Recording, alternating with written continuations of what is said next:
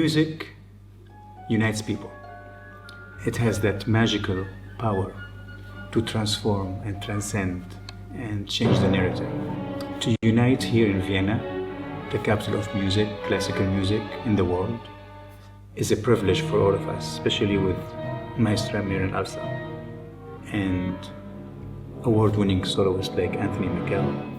And of course, we welcome back Malek Jandali. Malek and I have worked together for many years on many different projects, and our first collaboration was with the Baltimore Symphony, and it was a very emotional work. Well, all of his music is very emotional because, of course, it's his cultural heritage, and particularly the loss of that cultural heritage, being Syrian. And I think it feels more poignant today as we see the invasion of Ukraine and the fact that no one stood up when Syria was being really brutally attacked. And the Clarinet Concerto is dedicated to the victims of injustice everywhere.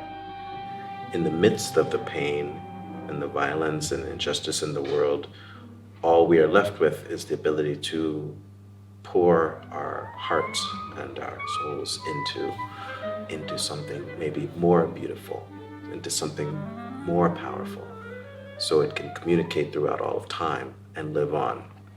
And when we focus and we send our energies in certain directions and we care about things, like love and beauty and humanity, and you express that through music, we hope that we make the world in our own small little ways a little bit more beautiful, a little bit better.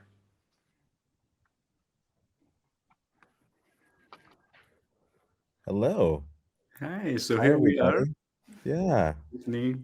Well, I guess we should introduce ourselves. I'll go first. I'm Anthony McGill, clarinet soloist and principal clarinetist of the New York Philharmonic.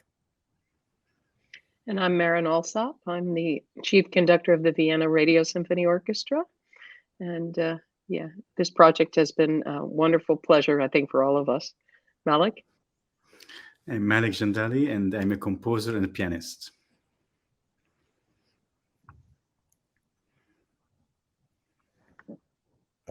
We have our first question here. Malek, maybe you can... this is for Malek, I think. Maybe should we read the question so everyone knows? How did these new works come into being, and how did the three of you come together with Rachel Barton Pine to record them for Cedille? So, it was all led by our conductor and our maestra Marin. She is the visionary behind this project. It takes a vision and a leadership to bring like-minded artists together through music. And, on this album, we have two concertos, the Clarinet Concerto featuring Anthony McGill, written for him. And in the question, it mentions Rachel Barton Pine, the amazing American violinist. And that's for the violin concerto. And both works, we recorded both works in Vienna under the baton of Maestra Marin Alsop and the Vienna Radio Symphony Orchestra. How did we come together? One word, I would say fate, humanity, American values, and friendship. I think that's true, because Anthony and I have worked together in the past, and then Malek and I have worked together, so it was nice to bring everyone together. Yeah, certainly. And we thank you for that, Maestro, man. We really do. Yeah, for sure. Yeah, that's great. See. Oh, they're going to be rapid fire questions, huh? Vienna is a famously musical and international city. The RSO Radio Symphony Orchestra Wien is an ensemble of virtuosi. What was it like to record this material in that city with this ensemble? Maybe Anthony, how was it for you recording in Vienna? Because you travel everywhere. Yeah, I travel everywhere, but what's amazing is that I haven't performed like a ton in Europe, actually. except with the orchestra, As soloist, that except with as the soloist. orchestra, yeah. Mhm. Exactly. And so to get a chance to be in Vienna and record with you in the orchestra was it's a great honor, obviously, and so exciting because as Malek mentioned, in the video clip, Vienna really is like kind of like the capital of the musical world. I mean, so many composers, all the great musicians go through Vienna. Even just walking around the city, you see people just walking around with instruments everywhere. And so there's this history of music making in that city that is just really exciting. And it was a privilege to be able to be there with both of you and work on this project. I can't believe it actually like happened when I I know, was asked, especially after COVID and everything, right? It feels like, did anything happen? But yeah, I just want to say a couple words for the, in about the Radio Symphony Orchestra because it has such a rich history in Vienna. It's almost 60 years old, and it's part of the broadcasting company, of course, but it's devoted to the music of our time, and very few orchestras really have that as part of their mission.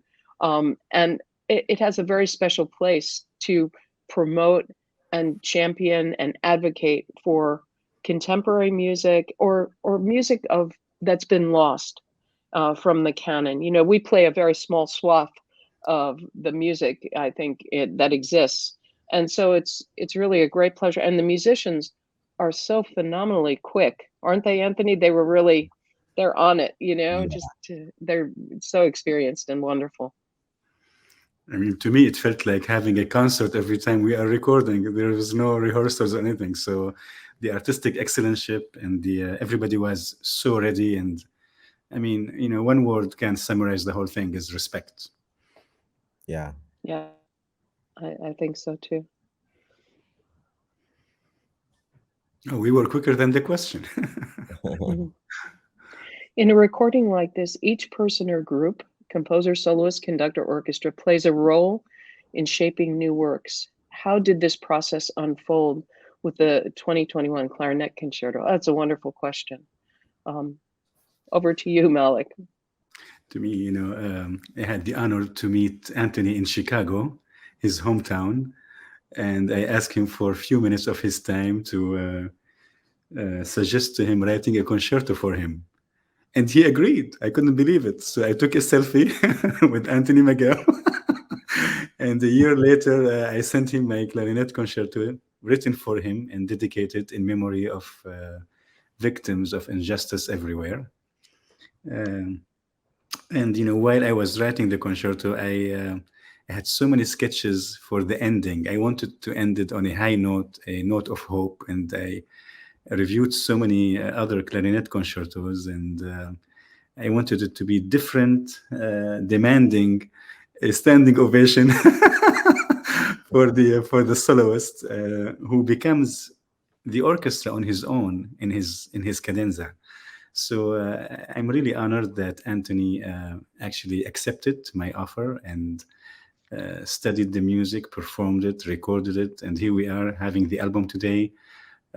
Such an honor, and the icing of the cake is having world-renowned conductor Marin Alsop and the orchestra recording it and bringing it to life. So I'm I have fully a sort of a follow-up question for Anthony, which is that this was unusual, right? Because you didn't have a chance really to perform the piece frequently before recording it. It's a little bit, just because as we worked on it, I don't know if you felt this way, Anthony, but I felt it growing, Yeah. as an artistic statement piece as the more we played it. So I thought that was interesting. People might want to hear about that. Yeah, I mean, there are a couple things at play here that are like that are very unusual and special, I think, about this project, which is that Malek and I didn't really know each other very well at all, Mhm. and so someone comes up to you and says, "I want to write a piece for you," and you say yes. Most of the time, you don't think, first of all, they're gonna do that. Second of all, you don't think that it's going to end up when it's written being gorgeous. Third of all, you don't know you're going to end up recording it. in Vienna with Marin Alsop and his orchestra, and be released on an actual CD as well as digitally internationally. I mean, this doesn't just happen like that. And so the fact that all of those things happen is a dream. Um, and you're right about the blossoming of the piece in such a, I mean, we spent a long time recording it, but like to have it happen in that day, in that moment, Yeah. and to grow, because you can practice a piece all you want, but until you really get up there and perform it and have the orchestra with you and behind you and really sense it and get a sense of what the language is saying, you're not going to know how your body is going to respond to it, what your voice is going to say through it. And to have it really just blossom and grow and experience, and get better and better and better and better each time you do it. It was a very wonderful recording session in that way because of that spontaneity, which is like our performing is happening in the moment, Yeah. and the language itself is speaking to all of the musicians in that room together in the same way. And so as we repeat to try to make it better and better, we're not just making it more accurate, we're making it come alive in a kind of more spiritual musical way, which is really special. Yeah. So many moments in this piece that really, really spoke to me deeply. And when I'm playing them, it makes me connected to something that maybe I wasn't familiar with before. And that's an amazing feeling, to try to step inside the hearts of the Syrian people. There's one part in particular that I find really moving, and it's a slow, soft beam, bom, bom, beep, doo.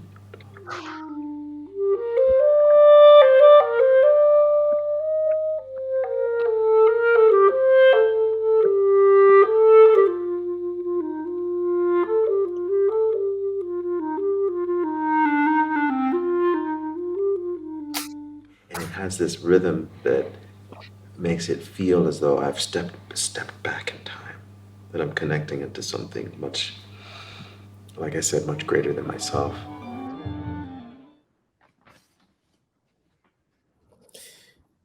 Wow. There's a powerful sense of gesture in Jandali's music for soloists and orchestra, whether full melodies or short motifs. What are some other moments in these scores when a particular phrase caught your attention? Oh, there's so many. Gosh, how will we distill that down? Um, I I think j- I think this what Anthony was saying about feeling connected to some kind of a history and a tradition that isn't ours, but is very human.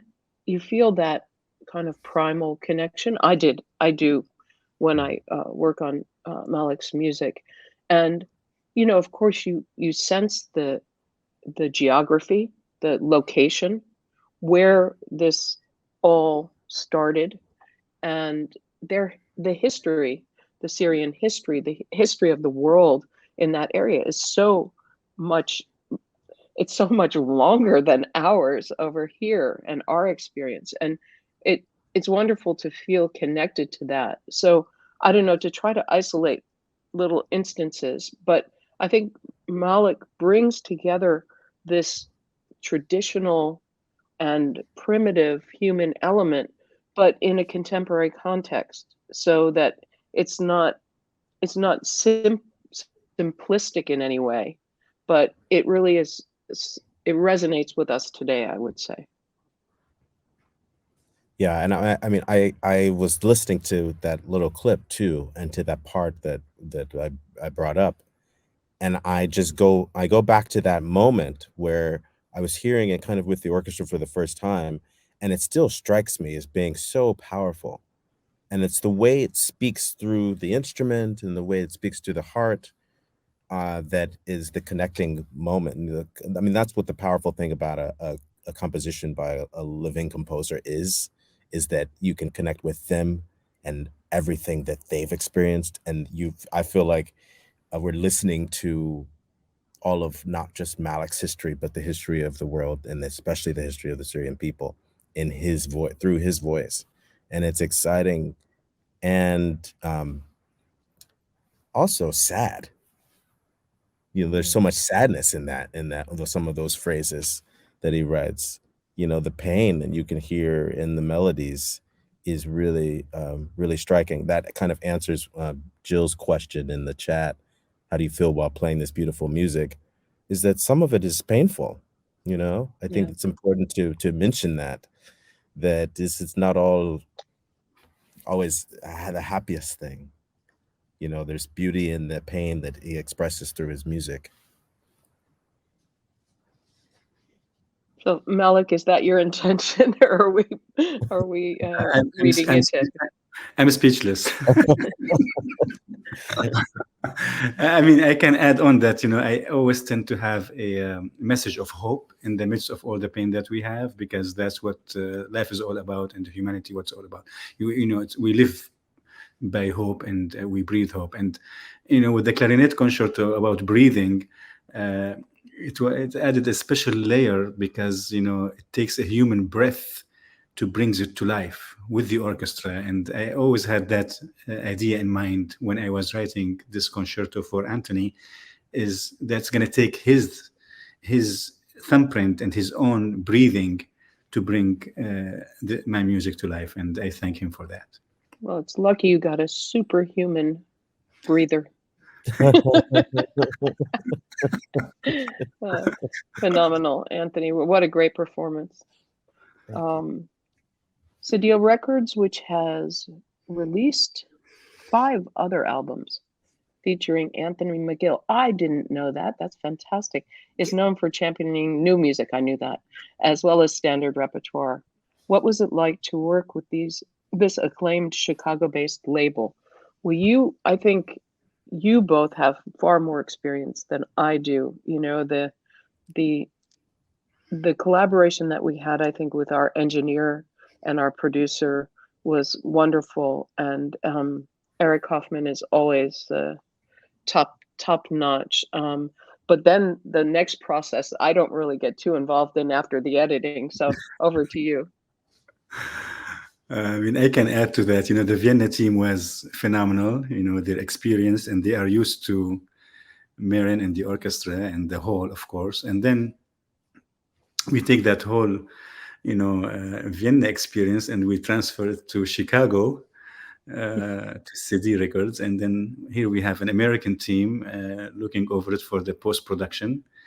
And it was a very, smooth transition to elevate, the music and the sounds and the results that we have, and bring it up to par. Everybody was involved, and having Anthony, part of that record label added another special attention to it. And here we are, having the album in my hand with the booklet. Yay. Something special about this record label, that they put the booklet on their website so you can actually read it, which is pretty special.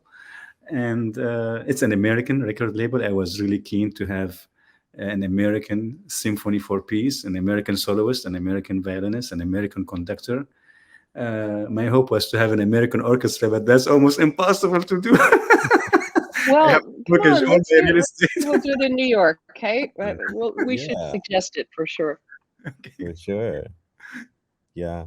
I mean, I think it's so rare to have a kind of a boutique label be able to release albums, and they don't exist really. There aren't very many of them anymore.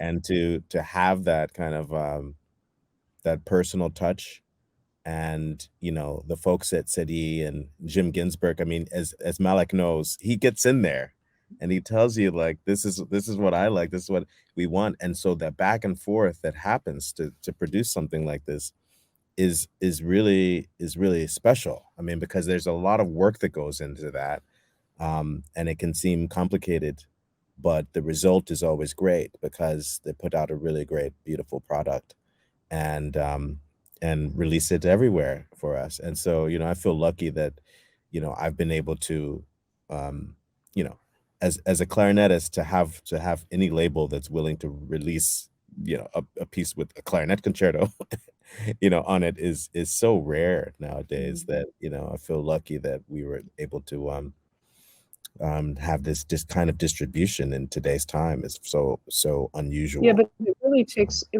it takes the, as you said, it takes the visionaries to promote and to champion new music, because it we know that the sales aren't going to be what they are if you record Carmina Burana yet again. But mm, it's so important for the life of our industry and for access, everyone's access to this new music. So I really put them up. I have great admiration for their mission, and I think it's fantastic that you're one of their artists, Anthony. It's great. yeah, I'm lucky. Music can help draw attention to events far from the audience here. An American label addresses events in Malek Jandali's native Syria. In your opinion, can music do more than just raise awareness? These questions are fantastic. It's great. Malek, what do you think about that? Because I think, you've made that your life mission, really. Yeah, I mean, in my music, there's no geography, there's no east or west. It's all about human values. In a nutshell, music unites people. In a symphony, that's the term sinfonia or symphony in Greek or Latin, is to sing together. And that's what happens in this album, whether in the recording studio or writing it for Anthony, or Anthony agreeing to perform it and record it, or you conducting and leading the orchestra, and the post production, and the album cover, and the linear notes, and the post distribution. So it takes a village. It takes Hmm. strategic planning of humans to come together. I mean, let me remind the audience that once I finish writing my concerto, I end up with silence. I don't hear anything. I mean, I'm not Mozart, So the moment when I met Anthony in Vienna, when he took the train and came to the recording hall, and then met you and heard the first note, that's the birth of my music, and it was a very special moment. So I'm just trying to express my feelings as a living composer, celebrating my American values, my human values for the voiceless. It happened to be in Syria, my homeland, for the poor children, the most vulnerable of us, who don't have a voice, trying to give them an elegant voice through our collaboration. And what is the purpose? Peace, hope, freedom, and justice. Yeah, I think that's beautiful, Malik, and I thank you once again for the peace and for thinking about peace. And to the question specifically, I think it's actually really a great question for one particular reason. And as musicians, we often, uh, I don't think we value sometimes the power of sound, the power of music, because the questioner says something very interesting about raising awareness, just raising awareness. But I think if we really examine this, and we could do this for hours, right?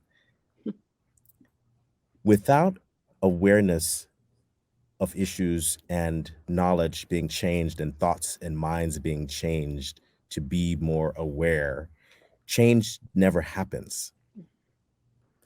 So if music is the instigator for inspiration to think about certain peoples that are struggling, that are victims of injustice, if music is the instigator for awareness being changed and enlightened, that is the first step toward people taking action in their lives to change the world, to change behavior. Behavior doesn't change without changing awareness. And so if music can be an awareness builder or opener, I think that is powerful. And music has been used to to change whole societies. It led the way in the civil rights movement. Hmm. People don't talk about this in America. How music in Black churches gave people inspiration to walk out there in the face of violence, peacefully. And so Absolutely. Yeah. So this is what the power of music can do. Or I think of all the anthems that we've adopted over historically to to feel hopeful about a future, to unite. I think for me that's the power of music, this power to unite, and also without any partisan um, judgment going on. You know, two people can listen to the same piece of music and have dramatically different reactions, and they're all valid. This is what I love. This is music is non-discriminatory. It's non-denominational. It's about the human experience, and we're all hot wired. We're born hot wired for music. I think, my mentor Leonard Bernstein always said, I'm sure the first word in human history that was spoken was not spoken. It was sung. And I think that's a beautiful image, because when you see children, they're always singing or humming, or before they even have words. So I think it's all about the power of music to unite, and we know that so well even from Beethoven's Ninth Symphony. Huh? Certainly.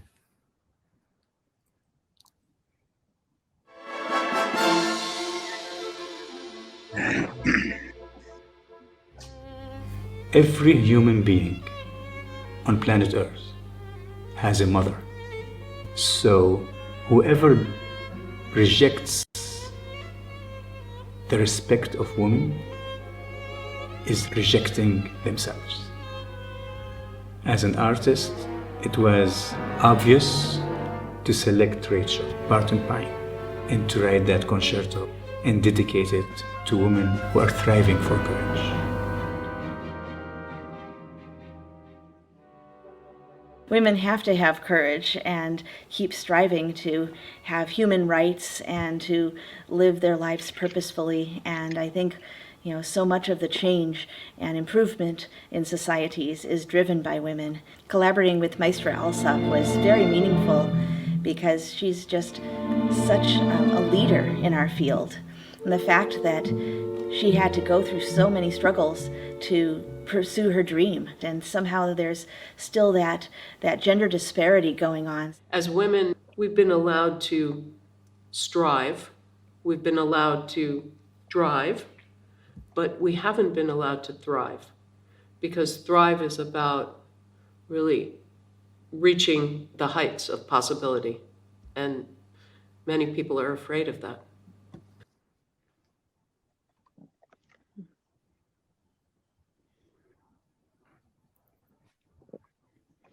The Violin Concerto honors all women who thrive with courage, quote unquote, especially in Syria. This album features a soloist and conductor who are women. In your views, how has the fight for gender equality in classical music evolved since the piece was written in 2014? Well, that's a wonderful question. I mean, just thinking back, it's not even 10 years. But I think the social movements, the Me Too movement, the Black Lives Matter movement, they were the catalysts finally to push not just the music industry. The music industry is just a microcosm of the broader society, but to push society forward. And we've seen a lot of changes and a lot of opportunities opening up. But for me, I guess I'm always, maybe because I'm always vigilant about equality, I understand that these changes could have been made 30 years ago, 40 years ago, 50 years ago, but no one chose to do it. So I feel that it's my responsibility to keep pushing the doors open for everyone else, because they're partway open now. And I think, like in every society, there are people that would like to slam the door shut, and there are people that would like to push them much wider. And I think it's important to stay strong and really keep advocating for more equality on the concert stage with the music we hear, and do what we can as a microcosm of the broader society. I mean, my answer for this question is a short documentary film titled The Conductor. I invite everyone to watch it seriously, to see, your life journey, your musical career, and how you overcame all these, struggles and challenges and become who you are today. Thank you, Marin, for everything you're Thank doing. you, Malek. I just got an email yesterday that it's been nominated for an Emmy, so that's very Yes. nice. Yeah, Oh, wow. That's yeah. amazing. Congratulations. Thank you. Wow. Yes. But it's a long journey, I think. I mean, and we have to take the long view and just keep moving forward. I don't know. How do you feel about it, Anthony? Yeah, I think that, progress moves so slowly. And even when you think that you've made a ton of progress, like you mentioned, there's someone that wants to remove like 50 years from that progress. And in an instant, there are many people. And so it's not like a fixed thing, progress in humanity. And so you have to, like, I loved that word vigilant. I think we must do that, because as soon as you say, oh, it's all fixed, it's all done, it's all fine, there will be people that come along and try to take all of that progress away. And there are people that are very upset with the little progress that has been made, so I think it's important to celebrate the forward moving way, like part of the world and the universe and the life that we are going for. But it's also important not to rest, but to continue to push forward. Yeah, agreed. Well, I think I think, Malek, that your music really does a lot to push us forward. So thank you for that. Next question is: we hear the influence of the Western orchestral tradition, as well as styles and genres of Syria, and more broadly, the Arabian Peninsula and the ancient Silk Road in this music. What other influences did each of you have in mind at heart while recording this album? That wasn't enough? That's a lot already. Yeah, the question answers itself, I guess. I think so, in a way, yeah. Yeah, it's a lot. I mean, I think as a clarinetist, I can speak to, some of the sounds that you can produce on the clarinet. I mean, yeah, I think as the voice of a clarinetist who has played lots of different styles of music, and I can hear different sounds and I can create images of qualities of sound like jazz and blues and spirituals and klezmer music and ethnic music. Like in the clarinet, it all kind of blends into this instrument that can make all of these sounds from all around the world. It's a very flexible instrument in that way. You go to some part of the world, for instance, I was in Brazil, and for some reason, I didn't know that clarinet was such a major instrument in Brazilian folk music, and it's like, so the instrument can travel to different places, all over the world. And so I think that's what's beautiful about it for me as the performer, the soloist of this piece, is that he just Malek kind of colored it into that world, and it fit beautifully into that space for me as an instrumentalist. So yeah, the instrument travels well. It does. It has so many different voices, doesn't it? Depending Mm. on the cultural influences. Yeah. But Anthony, you're such a beautiful artist, and I felt right away that you found the colors of Syria. It was really a pleasure. Well, it's an honor. It's an honor to work with you, because Mm.